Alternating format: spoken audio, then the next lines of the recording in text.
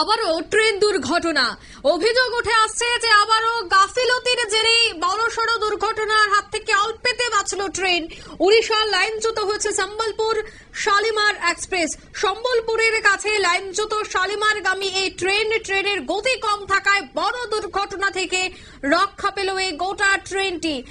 Lifeline বলা হয় ভারতের ট্রেনকে, আর সেই লাইফলাইন প্রতিনিয়ত কিন্তু দেখা যাচ্ছে যে ডেডলাইনে পরিণত হচ্ছে, আর সেই ডেডলাইনে এখনো কিন্তু থেমে নেই। বারবার এই ধরনের ঘটনা উঠে আসছে। আবারও সম্বলপুরের কাছে লাইনচ্যুত হয়েছে শালিমারগামী ট্রেন। বিস্তারিত সে বিষয়ে জানবো। টেলিফোন লাইনে যুক্ত হয়ে গেছে প্রতিনিধি সোম মুখোপাধ্যায়। সোম, ঠিক কি জানতে পারছো, কি রয়েছে পরিস্থিতি?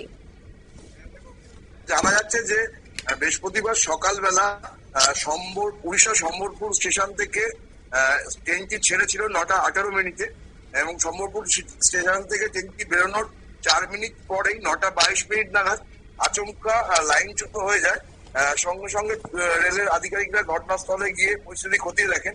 যেটা রেল সূত্রে জানানো হয়েছে যে ট্রেনটি খুব ধীরগতিতে সম্বলপুর সিটি স্টেশন থেকে এগোনোর সময় আচমকা ট্রেনটির একটি অসংগঠিত কামরা লাইনচ্যুত হয়ে পড়ে।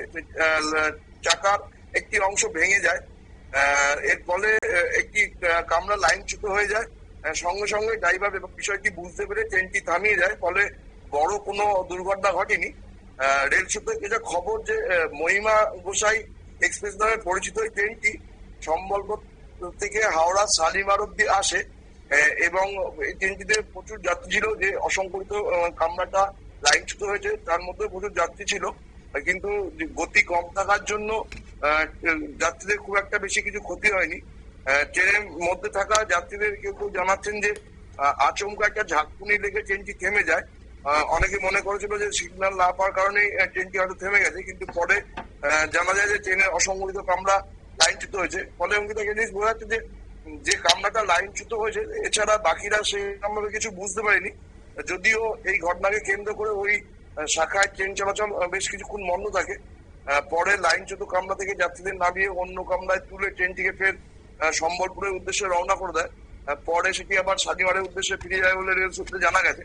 কিন্তু এই ধরনের দুর্ঘটনায় ফের প্রশ্ন উঠতে আরম্ভ করেছে যে যেভাবে রেলের বিরুদ্ধে রক্ষণাবেক্ষণের অভিযোগ ঠিকঠাক না করার অভিযোগ উঠছে, এইখানেও একই রকম ঘটনা ঘটছে বলে মনে করা হচ্ছে। আমরা দেখেছি যে করমণ্ডল এক্সপ্রেস, আমরা দেখেছি কাঞ্চনজঙ্ঘা এক্সপ্রেস, যেখানে পরপর দুর্ঘটনা হয়েছে, বহু মানুষের সেখানে প্রাণ গেছে, কিন্তু তারপর দেখা যায় একটি রিপোর্ট হাতে নিয়ে তদন্ত কমিটি গঠন করা হয় এবং তদন্ত কমিটি গঠন করার পর দিনের পর দিন, মাসের পর মাস, বছরের পর বছর চলে যায়, কিন্তু আদতে কার দোষ কার গুণ সেটা বেরিয়ে আসে না, সত্যটা বেরিয়ে আসে না, এবং যার জন্য এই ধরনের দুর্ঘটনা প্রতিনিয়ত বাড়ছে।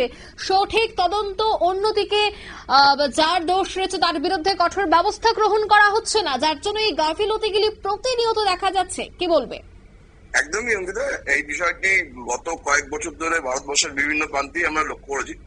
বারবারই রেলের রক্ষণাবেক্ষণ ঠিকঠাক নয় বলেই অভিযোগ উঠছে। তারপরেও যদি তুমি দেখো যে প্রতি মাসেই হয় পণ্যবাহী গাড়ি বা যাত্রীবাহী ট্রেন কিছু না কিছু অ্যাক্সিডেন্ট হচ্ছেই। মূলত যে ইনফ্রাস্ট্রাকচারটা দীর্ঘদিন ধরে রক্ষণাবেক্ষণ হয় না, তার কিছু ক্ষতিগ্রস্ত হওয়ার সম্ভাবনা থাকে সেগুলো ঠিকঠাক দেখাশোনা না হলে। আর সেই ঘটনাই ভারতীয় রেলওয়ে কর্তৃক ঘটছে। সারা বিশ্বে ভারতীয় রেল সব থেকে বড় বলে মনে করা হয়, কিন্তু সেটা ঠিকঠাক রক্ষণাবেক্ষণ হয় না। এই ধরনের দুর্ঘটনা তারই প্রমাণ।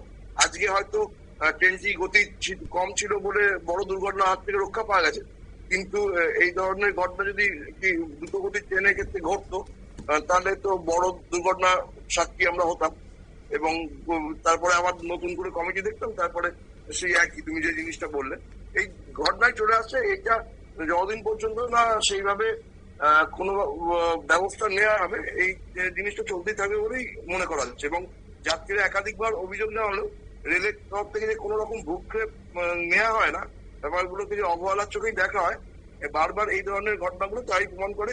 আর বিশেষ করে অসংগঠিত কামরাগুলোর যে একদমই রক্ষণাবেক্ষণ হয় না, এটা অসংগঠিত কামরা যারা যাত্রী মাত্র তারাই জানেন। অঙ্কিতা, একদমই ধন্যবাদ। অর্থাৎ রক্ষণাবেক্ষণের অভাব, চরম গাফিলতি, আর যার জন্যই এই ধরনের ট্রেন দুর্ঘটনা ঘটছে। তবে সে বিষয়ে নির্বিকার রেল দপ্তর, নির্বিকার রেল কর্তৃপক্ষ।